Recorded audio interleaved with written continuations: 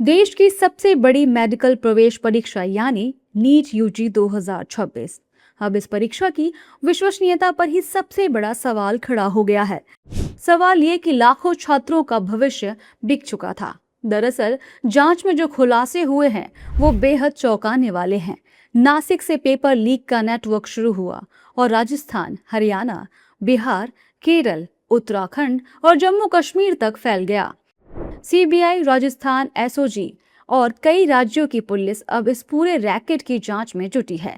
जांच एजेंसियों के मुताबिक महाराष्ट्र के नासिक से कथित तौर पर एक गैस पेपर तैयार किया गया, जिसमें करीब 135 से 140 सवाल और उनके जवाब मौजूद थे। यही पेपर बाद में अलग अलग राज्यों तक पहुंचाया गया।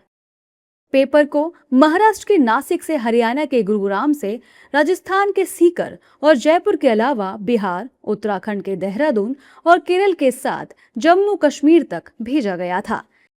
जांच में सामने आया कि आरोपी शुभम खैरनार ने नासिक में पेपर हासिल किया। इसके बाद पेपर को पीडीएफ में बदलकर गुरुग्राम भेजा गया।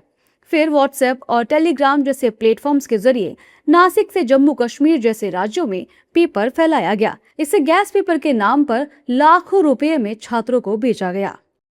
राजस्थान एसओजी की जांच में पता चला है कि एक पेपर सेट 10 लाख से 25 लाख रुपए तक में बेचा गया। कुछ आरोपियों ने एक ही सेट कई छात्रों को बेचा और इसी के जरिए करोड़ों रुपए की कमाई की गई। जानकारी के मुताबिक 10 लाख से 25 लाख तक पेपर की डील की गई। एक सेट कई छात्रों को बेचा गया। इसके लिए कई राज्यों में एजेंट सक्रिय किए गए और इस डील के जरिए करोड़ों रुपए का नेटवर्क बनाया गया। बहरहाल अब तक इस मामले में कई राज्यों में छापेमारी हो चुकी है। राजस्थान एसओजी ने 15 से ज्यादा लोगों को हिरासत में लिया है, जबकि नासिक से गिरफ्तार आरोपी शुभम खैरनार को सीबीआई ने अपने कब्जे में ले लिया है। अब एजेंसियां ये पता लगाने में जुटी हैं कि आखिर पेपर सबसे पहले कहां से बाहर आया। क्या इसमें कोई अंदरूनी नेटवर्क भी शामिल है?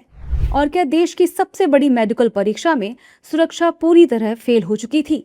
फिलहाल पूरे देश की नजर अब सीबीआई जांच पर टिकी है, क्योंकि सवाल सिर्फ पेपर लीक का नहीं, बल्कि लाखों मेहनती छात्रों के भविष्य का है।